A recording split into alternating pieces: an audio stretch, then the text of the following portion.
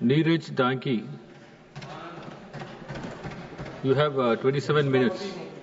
I'm sorry, 12 minutes. Thank you sir.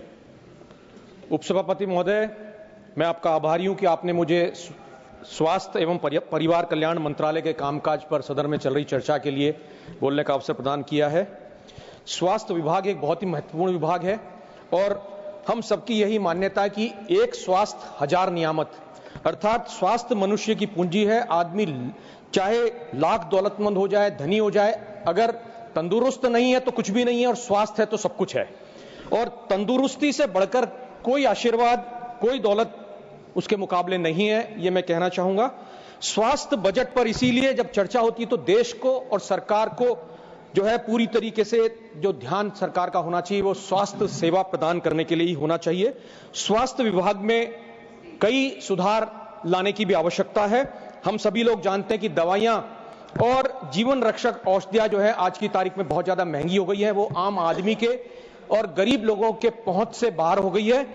इस वजह से जो है स्वास्थ्य लाभ उनको नहीं मिल पाता, गरीब लोगों को। इस पर विशेष रूप से ध्यान देने की आवश्यकता है। सिर्फ बजट वृद्धि जो है वही प्रणालीगत सुधार नहीं ला सकती। स्वास्थ्य बजट में 11% वृद्धि की गई है और 1,03,851 करोड़ कर दिया गया है, जिसमें आयुष्मान भारत पीएमजेवाई व्यय भी शामिल है। इसलिए जब हम समायोजित करते हैं तो ये वास्तविक वृद्धि जो है वो 9% के लगभग है और ये 140 करोड़ लोगों के देश के लिए पर्याप्त नहीं है, ऐसा मेरा मानना है। इस वृद्धि के बावजूद सकल घरेलू उत्पाद के प्रतिशत में जिस रूप में स्वास्थ्य सेवा आवंटन जो है वो 2% से भी नीचे रह गया है। यह राष्ट्रीय स्वास्थ्य नीति जो 2017 की है उसका जो लक्ष्य निर्धारित किया गया 2.5%, उस लक्ष्य से बहुत दूर है। इसलिए यह बजट भी जो है ये स्वास्थ्य सेवा को प्राथमिकता देने में ये कहूंगा कि विफल हुआ है। केंद्र सरकार की योजनाओं में जब 2024-25 की बात करते हैं तो उसमें व्यय में भी 11% की गिरावट आई और उस गिरावट की वजह से जो प्रमुख कार्यक्रम स्वास्थ्य के हैं उसमें अक्षमताओं और धीमी कार्यान्वयन को उजागर किया गया है। मैं इसमें कहना चाहूंगा कि स्वास्थ्य के क्षेत्र में उपलब्धियों के साथ साथ अनगिनत चुनौतियां भी शामिल हैं और सबसे बड़ी जो चुनौती देश के सामने है वो है ग्रामीण और शहरी क्षेत्रों के अंदर जो स्वास्थ्य सेवाएं हैं उसमें बहुत बड़ी खाई है, बहुत बड़ा अंतर है। उस अंतर को पाटने की आवश्यकता है। देश में जो 65% अस्पताल हैं वो शहरी क्षेत्रों के अंदर है, जबकि देश की 70% आबादी वो ग्रामीण क्षेत्र के अंदर आती है। ऐसे में एक जिसे कहेंगे कि कमी जो है ग्रामीण क्षेत्र में डॉक्टर नर्सों की बहुत अधिक है, उसको कम करने की आवश्यकता है, उस पर ध्यान देने की आवश्यकता है। और WHO के अनुसार भी अगर हम देखते हैं तो डॉक्टर और जनसंख्या का जो अनुपात है 1/1456 है, जबकि मानक जो है वैश्विक मानक जो है वो 1/1000 है। इसको ध्यान में रखने की जरूरत है। ग्रामीण भारत जिसकी 70% आबादी है वहां अस्पताल के बेड्स अगर देखते हैं तो ग्रामीण क्षेत्र में 40% बेड्स हैं और इसमें हम अगर देखते हैं मानक जो जरूरत है वो आवश्यकता 1000 व्यक्तियों पर 3.5 बेड्स की आवश्यकता है। इस प्रकार से अगर हम कमी अगर देखते हैं देश में ओवरऑल बेड्स की तो वो कमी लगभग जो है 2.5 मिलियन बेड्स की कमी है। वो कैसे पूरी हो इस पर ध्यान देने की जरूरत है। मैं समझता हूं कि जब बजट में एम्स और शहर केंद्रित चिकित्सा संस्थाओं के विस्तार को प्राथमिकता दी गई हो, ऐसे में ग्रामीण भारत में जो प्राथमिक स्वास्थ्य केंद्र है PSC और सामुदायिक स्वास्थ्य केंद्र है CSC, इसमें पर्याप्त धन नहीं मिला है। आज की परिस्थितियां CSC और PSC की हो गई है। डॉक्टर्स नहीं है, वहां एम्बुलेंस नहीं है, प्रशिक्षित स्टाफ नहीं है, नर्सेज नहीं है, बेड्स नहीं है, सोनोग्राफी मशीन नहीं है, एक्सरे मशीन नहीं है। ऐसी परिस्थितियां हैं तो MRI जैसे जो है लाभ वो कैसे ग्रामीण क्षेत्र को मिल सकते हैं, ये सोचने की आवश्यकता है। बड़ी विचित्र परिस्थितियों से जो है देश गुजर रहा है। ऐसे में जब हम बात करते हैं स्वास्थ्य बीमा की और जो स्वास्थ्य और स्वास्थ्य लाभ के लिए जेब से खर्च होने वाले खर्च की व्यय की जब बात करते हैं, तो भारत के कुल स्वास्थ्य देखभाल व्यय का 62.6% जो व्यय है वो स्वयं से करना पड़ता है। ऐसी परिस्थितियों के अंदर देखा गया है कि चिकित्सा बिलों को भरते भरते ही आदमी गरीबी की ओर बढ़ता है। पूर्व वक्ताओं ने भी इस पर जिक्र किया कि गरीबी स्वास्थ्य सेवाएं लेने की वजह से भी बढ़ रही है। ऐसे में जो जरूरत थी बजट में उन नीतिगत हस्तक्षेपों की जिसकी जरूरत थी वो उस पर पूरा नहीं किया गया, वो नजरअंदाज किए गए हैं। अन्यथा ये जो बोझ था इसे किसी ना किसी रूप में कम किया जा सकता था। स्वास्थ्य बीमा प्रीमियम पे जीएसटी को 18% से अगर 5% किया जाता, वो चूक रही है और ये कवरेज विस्तार इससे हो सकता था। एक पत्र भी इस संदर्भ में मैंने जो है फाइनेंस मिनिस्टर को लिखा है। इस संदर्भ में मैं समझता हूं कि अगर सरकार ध्यान देगी तो बहुत बड़ा लाभ देश को होगा। धारा 80D के अंतर्गत भी जो कटौती 25,000 से 50,000 की जानी चाहिए थी, वह बढ़ावा भी मेरे ख्याल से एक खोया हुआ अवसर के रूप में ही देखा जा सकता है।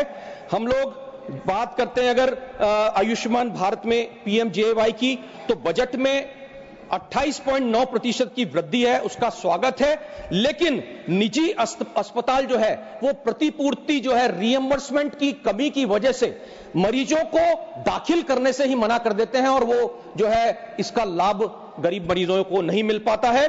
अगर वास्तव में ही कुछ काम करना है स्वास्थ्य के क्षेत्र में तो वैसा काम करके दिखाना होगा जो राजस्थान के अंदर कांग्रेस की सरकार ने, अशोक गहलोत जी मुख्यमंत्री थे उस समय में, उन्होंने करके दिखाया। चिरंजीवी योजना का लाभ जो है गरीब जनता को मिला। गरीब जरूरतमंद मरीज को 25 लाख रुपए का मुफ्त इलाज मुहैया कराने का काम कांग्रेस की उस सरकार ने उस समय किया। और यही नहीं, कोविड प्रबंधन भी ऐसा था। प्रधानमंत्री मोदी जी ने एक डिजिटल कॉन्फ्रेंस के अंदर जो है उसमें भी उनकी बुरी प्रशंसा मुख्यमंत्री अशोक गहलोत जी उस समय थे उनकी की है। तो मैं कहना चाहूंगा कि कोविड प्रबंधन जहां राजस्थान में हुआ, हिंदुस्तान में कोविड प्रबंधन में कहीं ना कहीं खामियां रही, कहीं ना कहीं चूक रही, वरना हालात इस तरह के नहीं होते। मैं जिक्र करना चाहूंगा पश्चिमी राजस्थान के उन जगहों का जहां से मैं आता हूं, जालोर, सिरोही, पाली, यहां की स्वास्थ्य सेवाओं को अगर देखा जाए तो स्वास्थ्य की दृष्टि से बहुत ही चिंताजनक हालात उन क्षेत्रों की है। कुछ बड़ी अगर बीमारी होती है तो पास के क्षेत्र में गुजरात के अहमदाबाद, पालनपुर, डीसा में जाना पड़ता, जहां प्राइवेट हॉस्पिटल्स में बड़े लंबे चौड़े बिल बनते हैं और उन बिलों की पूर्ति करते करते इंसान अपने खेत खलियान, अपने जमीन जायदाद को बेचने पे मजबूर होता है या उसे बड़ा ऋण लेना पड़ता है। ऐसे हालात वहां पर है जहां हम 25 वर्षों के बाद आजादी के अमृत काल की बात करते हैं। अमृत अगर नहीं दे सकते हैं तो कम से कम जो है जहर बरसाने का काम भी नहीं होना चाहिए। सरकार को देखना चाहिए कि ऐसे क्षेत्र में जहां गरीबी ज्यादा है, वहां जहां हालात किस तरह के बने हुए, पिछड़ापन, गरीबी और जहां शिक्षा का अभाव है, वहां कहां से वो पैसा लाएगा उन बड़े बड़े बिलों को भरने के लिए। मैं यही कहना चाहूंगा कि हम जब बात करते हैं ऐसे में तो 70 सालों की बात करते हैं। 10 साल आपको मिले, 3 टर्म आपको मिले, 11वां साल चल रहा है, 10 साल में उन कमियों को आप पूरी कर देते अगर उन 70 सालों की बात करते हैं। बुनियादी ढांचा अगर स्वास्थ्य क्षेत्र का किसी ने बना के दिया तो कांग्रेस ने बना के दिया है। उसी बुनियादी ढांचे पर आज हम खड़े होकर के बात कर रहे हैं आने वाले कल की। मैं ये कहना चाहूंगा कि जहां जालोर, सिरोही और पाली जो एक पिछड़ा हुआ क्षेत्र है, गरीबी बहुत ज्यादा है, शिक्षा का भी वहां पे अभाव है, ऐसे में हमारे पास सुविधाओं से लेस अत्याधुनिक ट्रोमा केयर सेंटर नहीं है। मेरा केंद्र आपके माध्यम से केंद्र सरकार से अनुरोध है कि सिरोही, जालोर, पाली क्षेत्र में तत्काल आधार पर एम्स जैसे अत्याधुनिक केंद्रीय उत्कृष्टता वाले संस्थान की स्वीकृति प्रदान करें और उसके लिए बजट की आवंटन की भी आप जो है स्वीकृति करें, तो मैं समझता हूं कि उस क्षेत्र को बहुत बड़ा लाभ पहुंचेगा। अगर हम चिकित्सा शिक्षा की बात करते हैं तो मेडिकल सीटें बढ़ाना भी जो है वो समस्याजनक है। 10,000 सीटें इस वर्ष और उसको बढ़ा करके 5 सालों के अंदर 75,000 सीटें करने का जो दावा है, मैं समझता हूं कि यह स्पष्ट नहीं है कि सरकार जो है वो मेडिकल कॉलेजेस और खोलने जा रही है या निजी जो है मेडिकल कॉलेजों की इसकी अनुमति मिलेगी, यह स्पष्ट करने की जरूरत है। वरना 75,000 जो है पद सीटें बढ़ तो जाएंगी, लेकिन जो स्वास्थ्य लाभ की पूर्ति है वो पूर्ण होना संभव नहीं है। क्योंकि चिकित्सा शिक्षा की हम बात करते हैं तो दक्षिण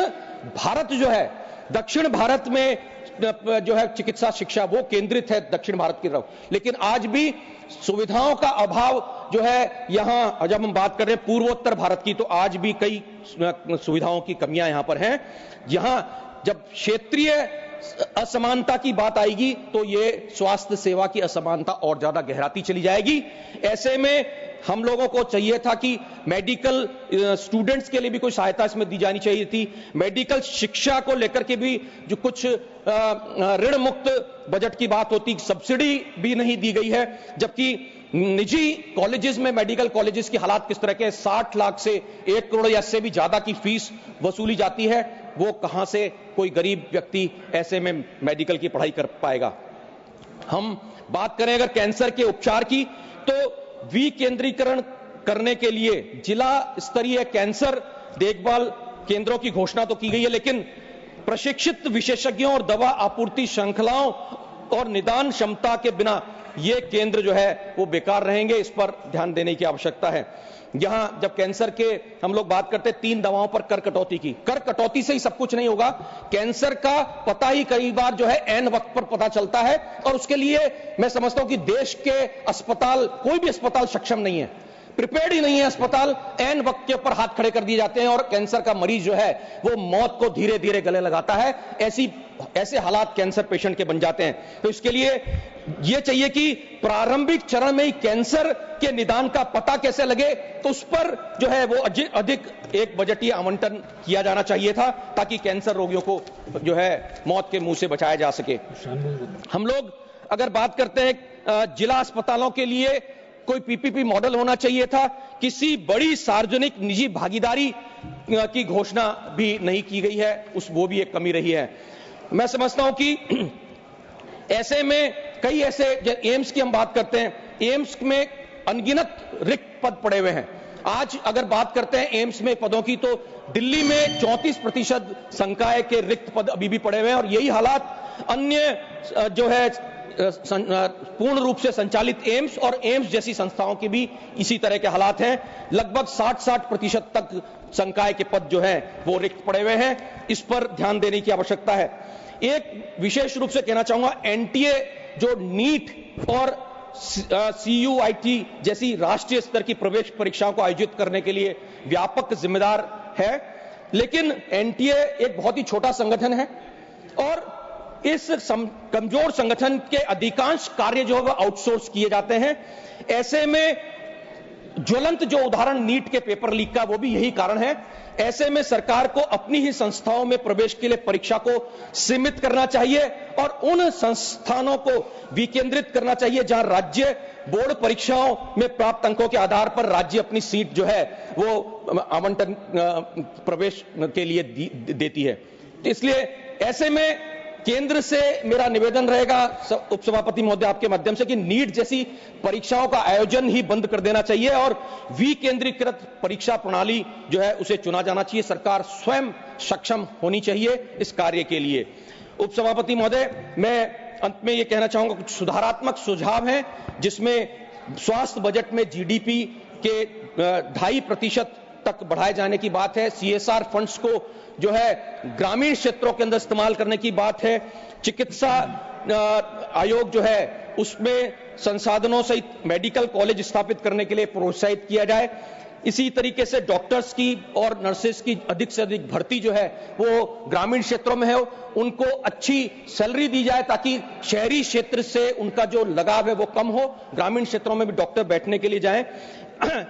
प्राथमिक स्वास्थ्य केंद्र तक हमें जो है आयुष्मान भारत का डिजिटल मिशन पहुंचाना चाहिए। इसी तरीके से जो है